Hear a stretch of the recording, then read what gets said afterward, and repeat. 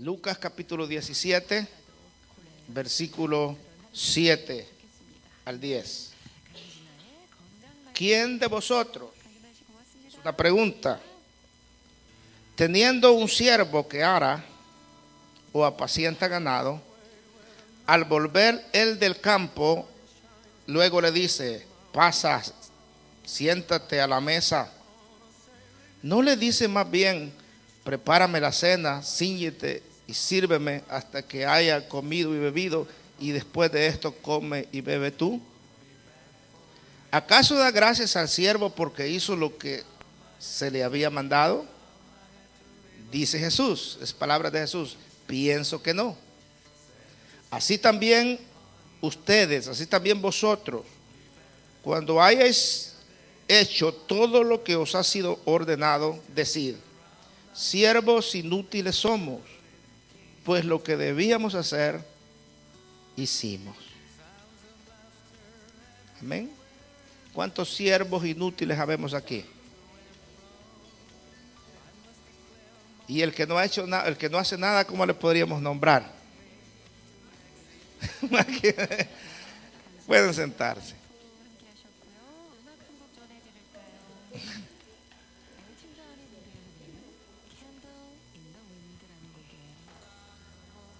De una vez les digo que parece rara la parábola, porque vivimos en un tiempo donde no hay esclavitud. Pero Jesús dijo esta parábola. La parábola es una comparación para darnos un mensaje a nosotros, porque en ese tiempo había esclavitud, había los siervos eran los dueños de esas personas prácticamente. Los siervos no, los señores, los amos, eran los dueños de esos siervos. Y pues era la manera que trataban a los esclavos en ese entonces, ¿verdad? Los trataban como que no fueran personas, como que fueran, los comparaban como que fueran en comparación a un animal casi, que lo usaban para trabajo nada más, para servicio, hasta que hace poco tiempo, hermano, hace aproximadamente un siglo que fue abolida la esclavitud, ¿verdad? Y en Estados Unidos hace poco que fue abolida la esclavitud, y todo ese tiempo pues hubo esclavos en diferentes partes. Pero él está dando un mensaje acerca de cuál debe ser nuestro servicio. Escuche atentamente el sermón. Los seguidores de Cristo estaban experimentando en los tiempos de Jesús escándalo. Si nos vamos a los primeros versículos de este capítulo 17, dice que Jesús les dijo a los discípulos: imposible es que no vengan tropiezos, mas ay de aquel por quien vengan. O sea, tenían tropiezos. Mejor le fuera que se atare al cuello una piedra de molino y se la arrojase al mar, que hacer tropezar a uno de estos pequeñitos. Se refería a los discípulos. Y luego les dice a los discípulos en el 3: mirad por vosotros mismos, si tu hermano te ofendiere o pecare contra ti, repréndele, y si se arrepiente, perdónale. Y si 7 veces pecare contra ti, y 7 veces al día viniere a ti diciendo: me arrepiento, perdónale. Fue la actitud de Jesús.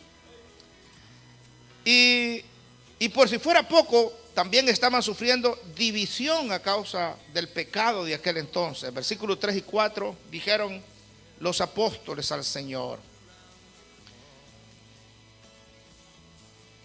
Bueno, ya lo leímos: mirad por vosotros mismos, ¿verdad? Para que no, si tu hermano pecare contra ti. Está hablando de hermano, de discípulo dentro de la iglesia. Pecare contra ti, te ofendiere, perdónale. También que no sea cristiano. Ante esta situación, los apóstoles le piden a Jesús que les aumente la fe. Versículos 5 y 6. Estoy leyendo los antetextos a la parábola. Dijeron los apóstoles al Señor: aumentanos la fe, Señor. Entonces el Señor le dijo: si tuviera fe como un grano de mostaza, podrás decir a este sicómoro: desarráigate y plántate en el mar, y os obedecerá. ¿Por qué lo estoy leyendo? Porque esto tiene mucho que ver en esta misma conversación de la fe que le pidieron los apóstoles. fue que el Señor les dijo esta parábola. ¿Quién de vosotros? Sigue diciendo. Cuando Él dice que si tuviera fe, le dijera a un sicómoro, vete al mar y allá se va a ir al mar.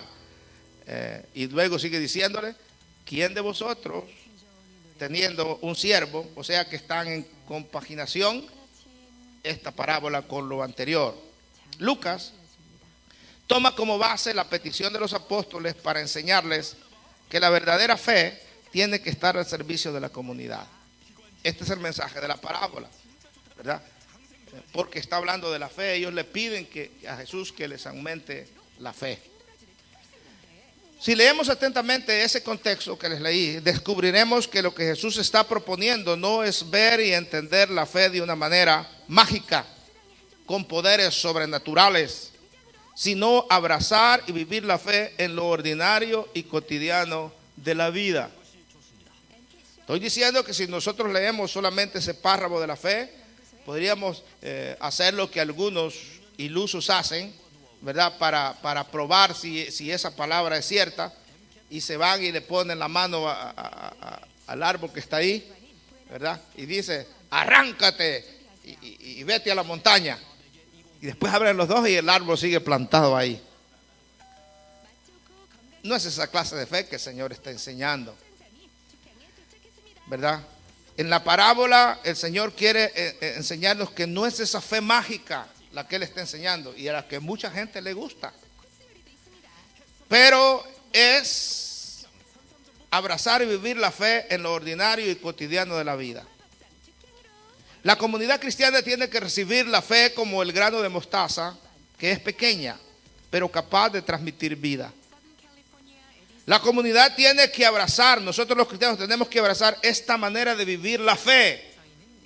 La manera de vivir la fe que Jesús enseña no busca grandezas ni poder. Lo que busca es germinar en los corazones de las personas a Jesús, lo que Jesús está construyendo en su propia vida. Ahora, para que no quede ninguna duda de que la fe que Jesús requiere no es realizar cosas extraordinarias, sino más bien abrazar lo ordinario y cotidiano de la vida, Lucas nos presenta la fe vivida en servicio en la imagen del esclavo y del patrón, la parábola.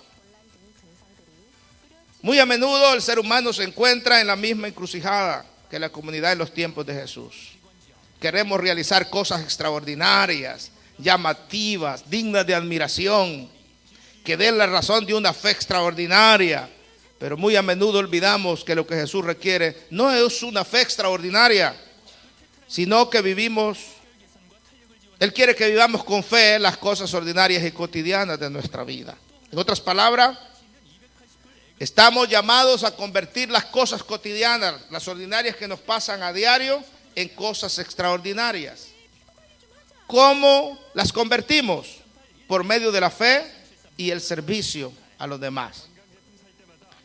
En la parábola del deber de un siervo, esta parábola que leímos, Jesús les dice a sus discípulos que al terminar con aquello que les fuera encomendado, si lo hicieran en santa obediencia, simplemente se tuvieran a sí mismos como siervos inútiles.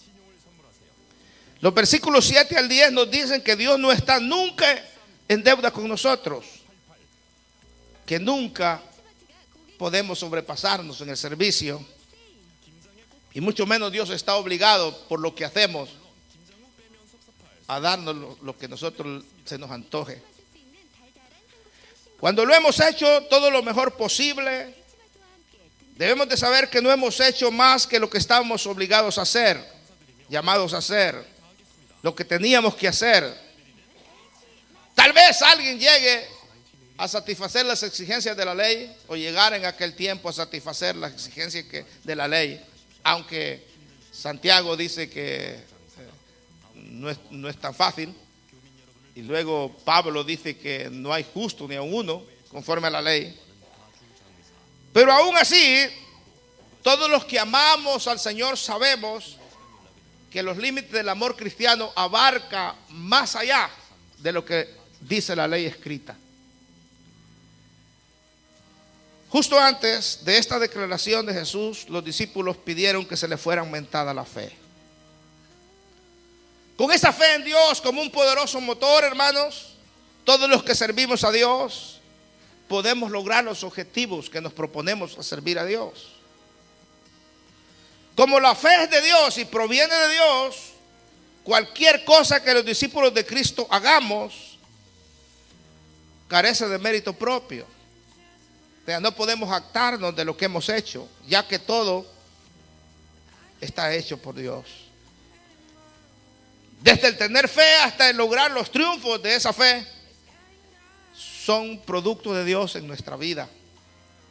De modo que se cumple lo que escribió San Pablo, inspirado por el Espíritu Santo a los Filipenses en el capítulo 2, versículo 13. Porque Dios, dice, es el que en vosotros produce así el querer como el hacer por su buena voluntad.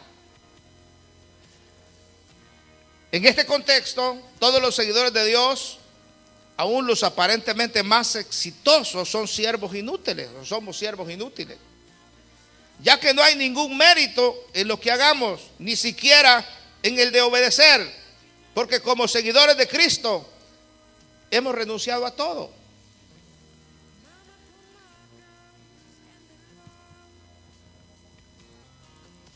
El amor, la responsabilidad y ética moral delante de Dios, al cumplir su palabra, hermanos, es por la gracia de Dios y la voluntad soberana de Dios.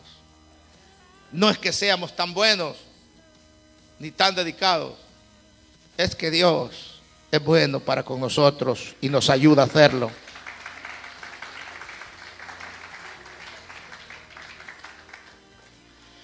Fíjate que la inutilidad del siervo es buena, son importantes o es importante por dos razones. Número uno es que los siervos del Señor somos inútiles porque es inútil intentar hacer lo que Dios manda de un modo completo y perfecto. Siempre vamos a fallar en algo. Y por otro lado, siempre habrá más y más que hacer. La Biblia dice que el trabajo es bastante, que la mies es mucha. Si pudiéramos cumplir toda la tarea que Jesús nos ha encomendado, todavía la mies sigue siendo mucha.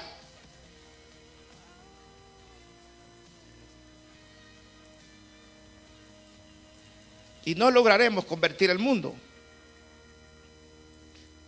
Segundo, los siervos del Señor somos inútiles porque es inútil pretender algún mérito personal al realizar la tarea que Dios nos encomienda.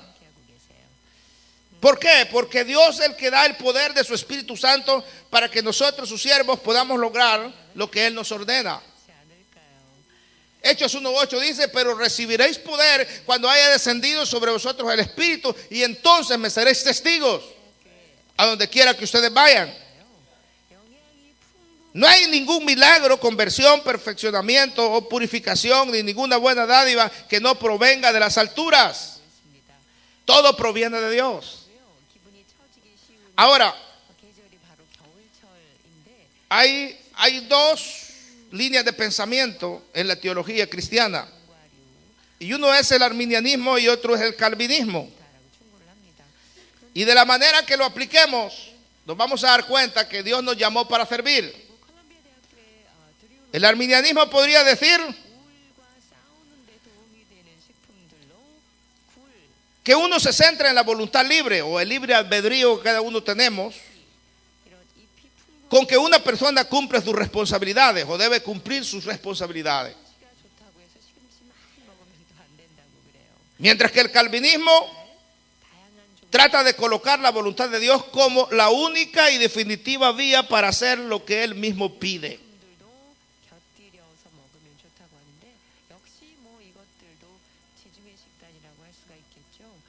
De todas maneras, seguimos siendo siervos inútiles. Entremos entonces a lo que es en sí la parábola.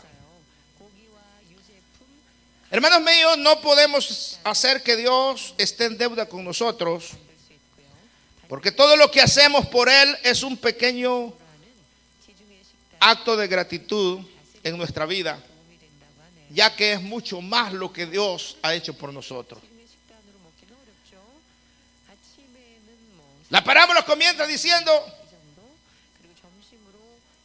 ¿quién de vosotros, teniendo un siervo que ara o apacienta ganado? Jesús acaba de hablar con sus discípulos de las grandes obras posibles que se pueden hacer por la fe. Y aquí Jesús agregó unas palabras destinadas para que nosotros, como siervos de Dios, estoy hablando a cristianos en esta parábola, debemos de esforzarnos a trabajar contra el orgullo personal, porque a veces está ahí siempre cuando hemos logrado algo, aún en el área espiritual o en la vida diaria, en lo material, en lo que sea. Si hemos obtenido algún logro, como humanos siempre tendemos a orgullecernos. Y ese es el mensaje de Jesús. Si Dios va a usarnos a nosotros para que su gloria sea derramada y muchos se salven y el evangelio sea extendido como grandes siervos de Él, cuidado con el orgullo y la jactancia. Jesús habla de aquellos que realmente sirven. ¿Quién de ustedes, teniendo a un siervo que va y ara y apacienta el ganado y está ocupado, está trabajando? O sea, le está hablando a la gente que sirve. ¿Cómo se considera usted? ¿Un siervo que sirve o un siervo que no sirve? Contéstelo usted mismo. Pero en esta parábola Jesús le está hablando a un siervo que sirve, que es trabajador. Arar es un trabajo duro, agota la fuerza y la resistencia del labrador. Es un trabajo duro en la agricultura y es un trabajo duro en el ministerio espiritual también. Trabajar para el Señor no es fácil, así como no es fácil arar en el campo, no es fácil. Recuerdo que yo era un jovencito y quería aprender a arar. Mi papá no estaba, salía, a veces estaba varios días fuera. Y yo le puse el yugo a una yunta de bueyes, tremendos bueyes que teníamos. Yo la usaba nomás para ir a traer agua y a cargar cargas en la carreta. Los guiaba bien a los bueyes, pero esta vez dije, voy a aprender a arar. Y le puse el arado a los bueyes al yugo. Y yo pensé que era fácil, que era solo ir teniendo el arado así y que no se saliera del surco recto, ¿no? No, pero hermano, se me abría aquel arado, hermano. Y aquellos bueyes pobrecitos haciendo fuerza porque el hoyo que iba haciendo era así de hondo. Y cuando llegó mi papá me dijo, ¿y qué vas a sembrar yuca o qué es lo que vas a hacer?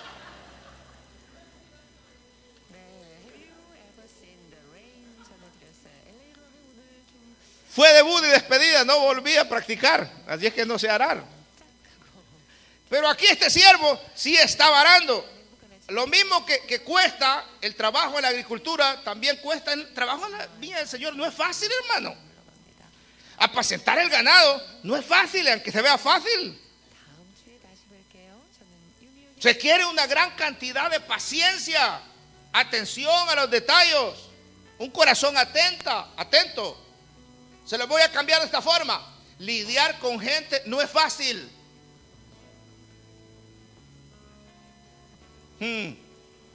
Cuando uno sirve al Señor, cuando uno trabaja para el Señor, es para atender a los demás, para servir, es atender a los demás, servir a los demás. Y lidiar con gente no es fácil.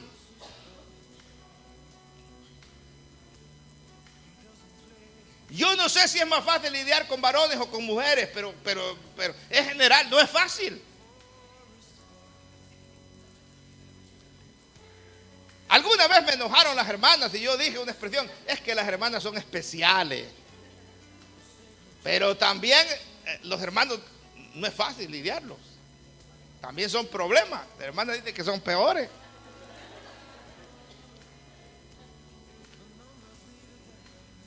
Es útil recordar que estas palabras no fueron dadas a la multitud. El capítulo comienza luego, dijo Jesús a sus discípulos, versículo 1. He Él no está estableciendo el camino o un mensaje de la salvación, sino que estaba apuntando a un camino de servicio para aquellos que ya eran salvos. O sea, el mensaje es para nosotros, los convertidos. Dice que el patrón le decía al esclavo en ese entonces, cuando llegaban de trabajar todo el día: prepárame la cena, cíñete y sírveme hasta que haya comido y bebido, y después de esto come y bebe tú. Jesús está ilustrando aquí al siervo regresando de un arduo trabajo, y cuando él llega a casa, el Señor no le da cumplidos, ni lo alimenta, ni le sirve, ni lo masajea, sino que el patrón espera que sea él mismo, el siervo, para eso lo tiene, sea el que prepare la mesa.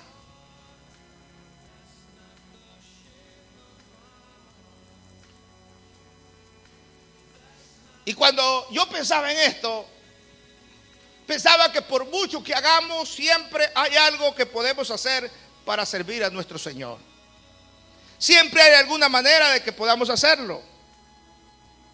Si podemos ir a arar, debemos ir a la cocina, debemos preparar algo. Y si no podemos alimentar al ganado, debemos llevarle un plato de comida a nuestro Señor. Podemos hacer muchas cosas. Transmítale eso a la vida espiritual. Hay tanto que hacer en la iglesia. Usted puede servir en ProTemplo, haciendo la comida para todos nosotros, quemándose que al final ese trabajo es duro. No cualquiera quiere hacerlo. Pero también hay otros trabajos que usted puede hacerlo, cuidando la casa de Dios, atendiendo a los demás hermanos.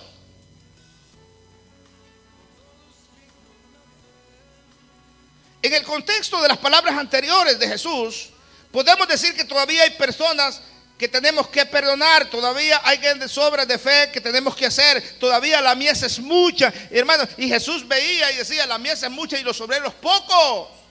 Ore para que Dios envíe a más obreros.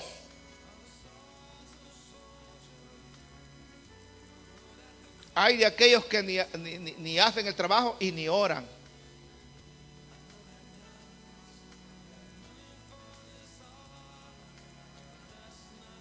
Pienso que no habrán los que obstaculizan, ¿verdad?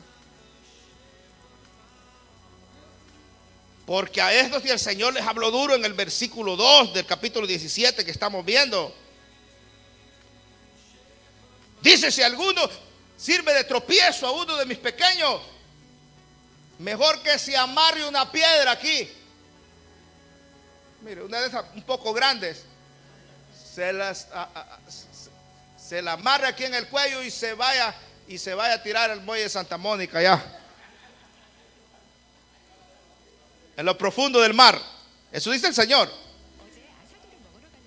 Y como no quiero que nadie haga eso, quiero pensar que aquí no hay piedras de tropiezo que obstaculicen.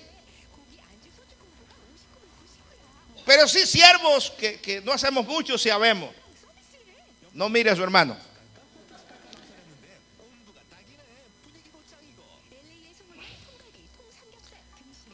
La pregunta del Señor: ¿acaso da gracias al siervo porque hizo lo que se le había mandado? Por supuesto que el amo no agradece al siervo por el trabajo que hizo.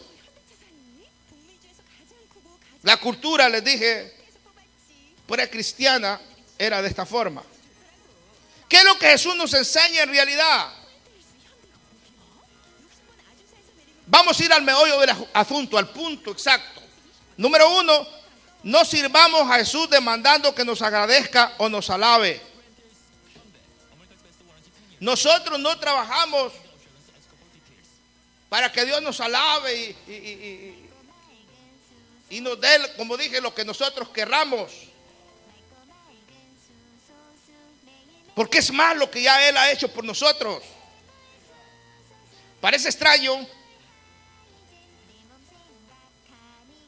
esta parábola, porque hay otras parábolas, por ejemplo, en la parábola de los talentos, que nosotros sabemos que Jesús sí nos bendice cuando trabajamos para Él. Él dice que el que le dio 5 talentos y llevó 10, le dijo, buen siervo. Lo alabó. Bien, buen siervo. En lo poco me fuiste fiel, sobre mucho te pondré. O sea, yo estoy seguro que Dios paga nuestro servicio, que Dios nos bendice, pero este no es el punto de la parábola. Él está poniendo el caso del esclavo porque Él está tratando con nuestro interior, como hijos de Dios, como siervos. Porque puede ser que hay gente que sirva en la iglesia por diferentes intereses y no por gratitud a Dios. Ese es el mensaje de la parábola. Número 2, ¿qué es lo que hemos hecho por Él en comparación con lo que Él ha hecho por nosotros? Es la pregunta. Si ponemos nuestro trabajo, nuestro servicio en la obra del Señor, comparando lo que Cristo ha hecho por nosotros, hay una distancia bastante grande. Gracias a Dios que el Señor sí nos recompensa a nosotros, volvemos a decir. Pero no es porque lo merezcamos, sino por la grandeza de su misericordia. Porque siervos inútiles somos al hacer lo que Él nos manda hacer. Siervos inútiles. Ese es el tipo de actitud que habla Jesús en esta parábola. No es la de la falsa humildad que dice, yo no puedo hacer nada. Es que yo no puedo hacer eso. Yo soy inútil. No es ese negativismo que enseña la parábola. No es ese fatalismo que enseña la parábola. Yo no soy bueno para nada. Como soy inútil, entonces no es eso lo que enseña. Lo que está enseñando la parábola es una admisión que no podemos hacer nada bueno o agradable a Dios sin su ayuda. Es una actitud que simplemente reconoce que Él ha hecho mucho más también por nosotros de lo que nosotros podríamos hacer por Él.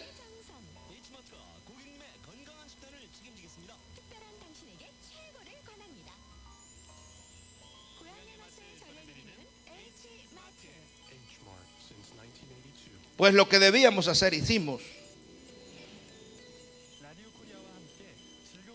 Dios nos ha dado su amor, hermano. ¿Cómo deberíamos nosotros actuar por agradecimiento? Mi esposa, cuando ve la forma en que Dios nos ha bendecido, la forma en que Dios, los hijos que nos dio, no se crean tanto. La clase de hijos que nos dio, ella exclama y dice, es que nosotros deberíamos de andar de rodillas, me dice a mí. Y es verdad. Siempre de rodillas dándole gracias a Dios. Por eso es tan importante que los predicadores, nosotros, los maestros de la Biblia, enfaticemos aquellas cosas que la Biblia enfatiza. O sea, lo que Dios ha hecho por nosotros. Y que dejemos de echárnoslos a nosotros mismos, todos como cristianos, creyéndonos los super espirituales, los que podemos, los que tenemos los mejores dones en la iglesia, esto y lo otro.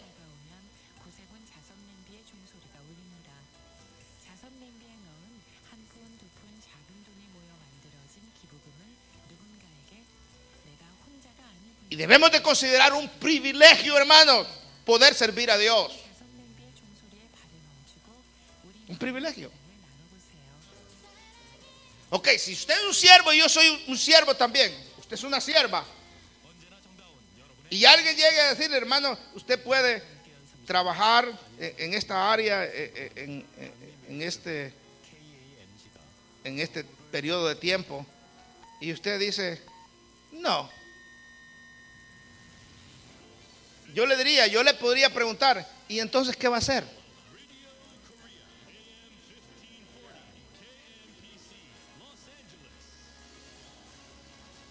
Nosotros damos la oportunidad de que usted diga, no quiero participar en tal grupo porque está trabajando en otra área y quiere dedicarse a esa otra área. Pero si usted dice, no quiero participar en nada, entonces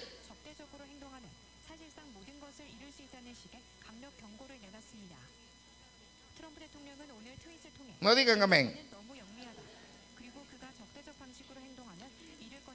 Desgraciadamente en nuestro tiempo no hay suficientes cristianos que tengan la actitud de servir al Señor con todo su corazón, con toda su alma. Son muy poca gente que le dice: Señor, úsame lo que tú quieras, aquí estoy a tu disposición.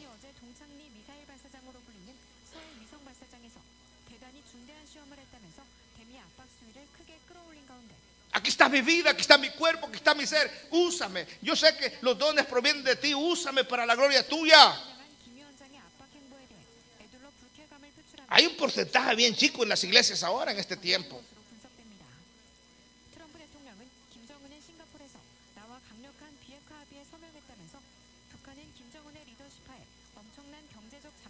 En mis tiempos de juventud, yo les he contado ya esto. Aquí ya en Los Ángeles, California, yo era presidente de los jóvenes.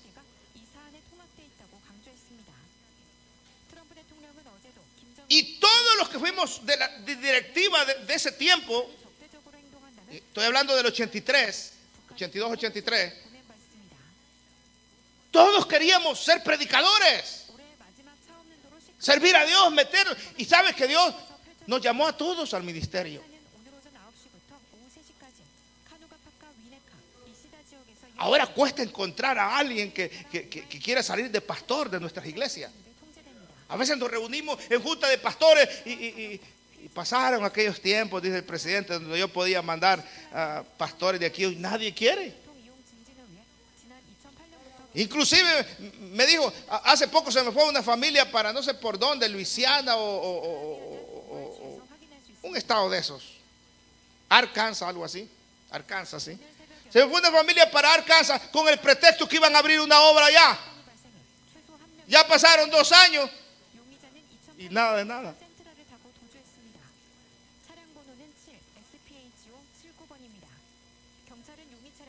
Y sí, yo me acuerdo que yo hablé con el hermano y me dijo: voy a abrir una obra, hermanito, porque era líder de los caballeros en la confraternidad. Me voy para allá y allá vamos a abrir una iglesia. El Señor me está llamando. Nada.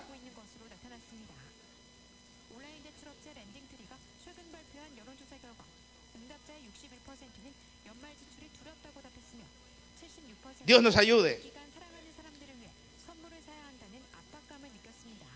Hay mucha gente en las iglesias, sí, que quieren proyectar una imagen de súper cristiano que los haga parecer como cualquier cosa, menos como siervos inútiles.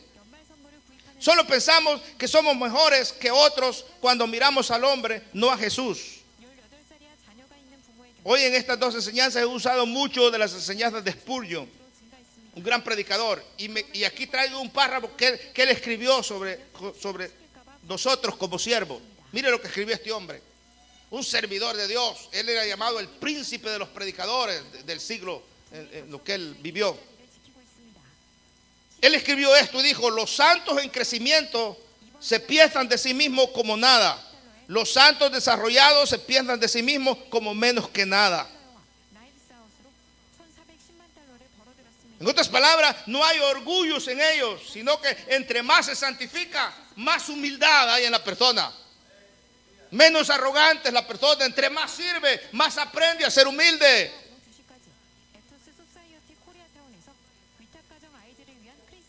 Hay un viejo dicho que tienen los rabínicos en Israel, los rabinos. Es un pensamiento, un dicho, y dice así: si aprendiste mucho en el Torah, no clames ningún mérito para ti mismo. Para este propósito fuiste creado.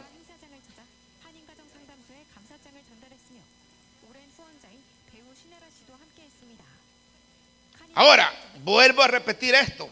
Si el que hace todo es inútil, ¿qué será el que no hace nada?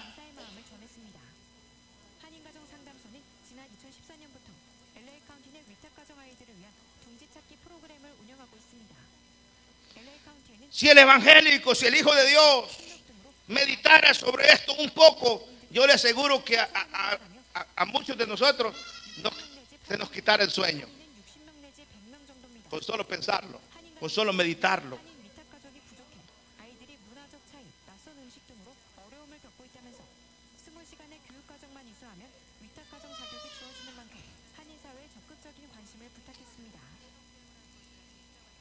Por lo tanto, el mensaje de la parábola es: sirvamos, porque somos siervos, pero no nos creamos.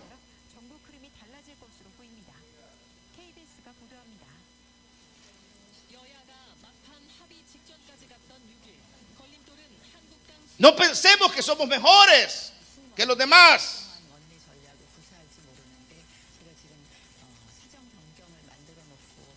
Reconozcamos que somos simples servidores y que hay mucho que hacer en la obra de Dios. Aunque somos hijos de Dios, no nos jactemos de ser llamados hijos de Dios. Sirvámosle a Dios con humildad. Pero hagamos algo, señores, en la viña del Señor. Hagamos algo.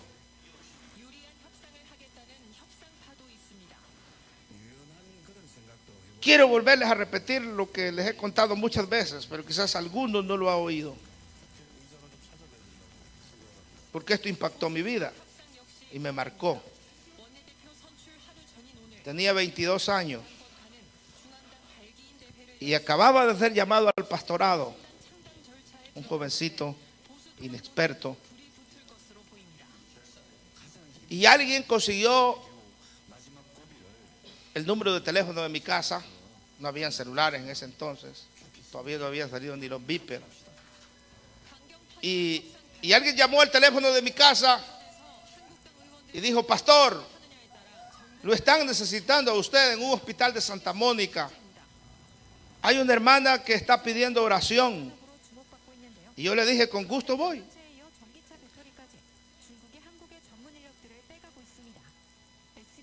Fui para visitar a la hermana y la hermana tenía cáncer terminal en todo su cuerpo.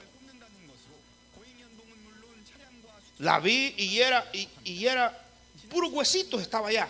La había consumido completamente el cáncer, huesito, hueso y pellejo nomás era, acostada en una cama.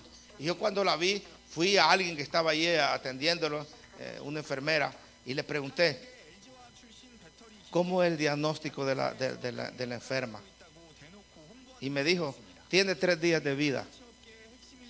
Eso es lo que dice el médico. O sea, ya está de salida. Yo como pastor, cuando oí esto, me senté a la cabecera y comencé a decirle que se preparara para la partida, que aceptara la muerte como algo que todos tenemos que pasar, que sacara toda amargura de su corazón, que si tenía que pedir perdón a alguien, que le pidiera.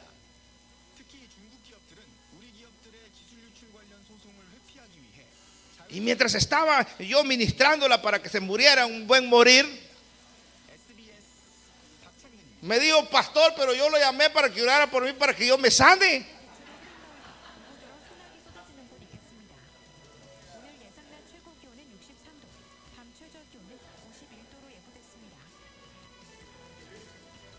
Y yo pues no quería ya orar, sino que quería concientizar. Pensé que ese era el mejor trabajo que podía hacer. Entonces ella separa aquel costal de huesitos y pellejo, hermano, de la cama. Oremos pues, le dije. Pero yo no oraba. Yo lloraba. Al ver aquellos huesitos caminando y llorando con fe: Señor, te pido que me des vida, que me sanes, que me des más vida, Señor. Pido unos años más de vida, sáname. Y al ver aquella fe de aquella mujer, yo la veía y lloraba. Y le decía al Señor, así como que era mi cuate, así hablaba con el Señor, le decía: oye, ¿y por qué no la sana, Señor? En lugar de llevar, dale otra oportunidad más, hombre, le decía yo al Señor así. Mira la fe de esta mujer, cómo te clama ahí. Cambia la decisión que has tomado y sánala, Señor. Pero dentro de mí retumbaba algo como decía: no, se terminó, su tiempo ha llegado, no más oportunidad. Y como había aquella convicción, aquella mujer, después de orar, hermano, los dos llorando, la ayudé a acostarse de nuevo a la cama. Y dije, bueno, el Señor se la va a llevar, ese es el sentir que yo tengo. ¿Sí? Porque uno puede sentir, hermano Pedro es testigo, cuando fui a verlo al hospital por primera vez, no lo habían operado. Que yo casi me caigo de la escalera, fui a subir a que los hermanos andaban arreglando el techo allá. Y yo subí para ver cómo había quedado y allá, creo que hermano Elías fue que me dijo que tenía 2 clases de cáncer terminal, hermano, tremendo los cánceres, ¿no? Y cuando me senté en la cama del hospital, mis primeras palabras fueron: esta enfermedad no es para muerte, siervo. Es para que el nombre de Dios sea glorificado. Lo pude sentir. Y desde ese momento comenzamos a orar en fe para que Dios hiciera el milagro. Y Dios hizo el milagro. Pero aquella mujer, yo no podía decirle, Dios te va a sanar. Yo le decía, prepárese, hombre, ya se va. Y por último, hermano, yo estaba comenzando un ministerio, un jovencito, ya que no me hacía caso aquella mujer. No quería morirse, irse en paz. Le pregunté así directo, bueno, ¿y usted por qué no quiere morirse, pues?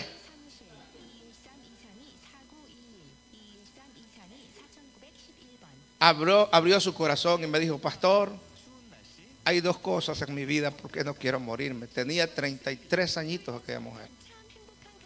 Me dijo, la número 1 es que tengo 2 niñitas. Una tiene 10 años y la otra tiene 12 y me necesitan. Segundo, me dijo, es que cuando yo era joven servía al Señor en una iglesia. Y el Señor me habló de una manera sobrenatural que yo no puedo ni explicar, me dijo. Fueron voces que oí, como, algo tremendo que me hablaba y me decía, yo lo oí. Y me decía, yo quiero usarte. Quiero que trabajes para mí.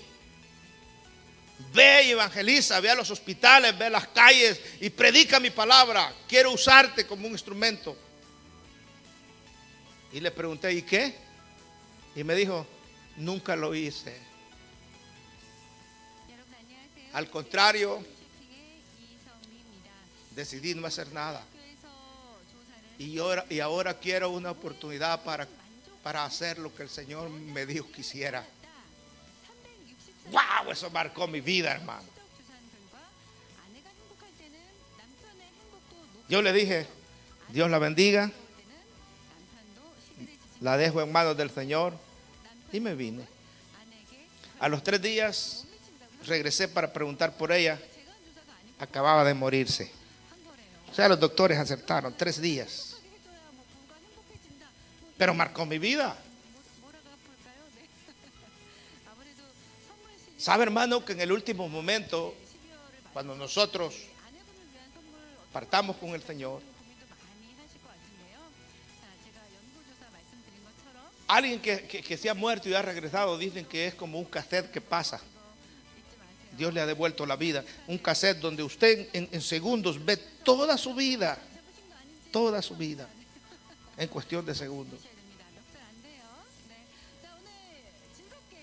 Y ahí se da cuenta uno que no hizo lo que pudiera haber hecho para Dios. Y quiere otra oportunidad, pero si ya Dios le dijo hasta aquí, es hasta aquí. Me gusta Pablo, y con esto termino. Está ya para ser sacado por aquel hombre, soldado, ejecutador romano, soldado. Ya le habían dicho que le iban a cortar la cabeza. Y él ya casi está para que lo lleven y poner la cabeza sobre un tronco y que su cabeza rodara. Él sabía que iba a morir, que de esa no se escapaba, y le escribió a Timoteo y le dijo, yo ya estoy para partir. Pero tú sigue predicando, predica a tiempo, fuera de tiempo, insta, corrige, haz el trabajo, haz obra de evangelista, no solo de pastora, obra de evangelista. Pero agregó unas palabras y él dijo, he peleado la buena batalla. O sea, y trabajó el apóstol Pablo, él sabía que había trabajado. También he guardado la fe. Estoy listo para partir con el Señor. No desperdiciemos nuestro tiempo, hermano. Hagamos por lo menos lo que Dios nos pide que hagamos, para lo que Dios nos ha llamado. Él sabrá usted. Dios va a tratar con usted. Porque hay muchas áreas donde servir en la obra de Dios. Y después de hacerlo, hagámoslo con humildad, no para agradar al pastor, no para agradar a los líderes, no para agradar al hombre, para Dios, con humildad. Y pidámosle al Señor con fe. Por eso es que habla, si tuviera fe como un grano de mostaza, le dirías a ese árbol, muévete. Pidamos, creámosle a Dios por fe, que cuando usted abre sus labios para evangelizar, para hablarle a alguien, algo va a hacer el Señor con esa palabra. Y quizás aquel le contradiga y hasta quiera golpearlo, pero usted vaya creyendo: Señor, yo sé que tú vas a obrar, aleluya, yo he predicado tu palabra, he evangelizado, tú lo vas a hacer, aleluya. Esa es la fe que el Señor quiere. No fe ilusa, que le vaya a poner las manos al Convention Center y le diga: Señor, tu palabra dice que todo lo que tocara en mis manos y pisara mis pies será mío, así es que este Convention Center va a ser mío. No, la fe que habla el Señor, que puede hacer muchas cosas, es la fe que se demuestra en el servicio.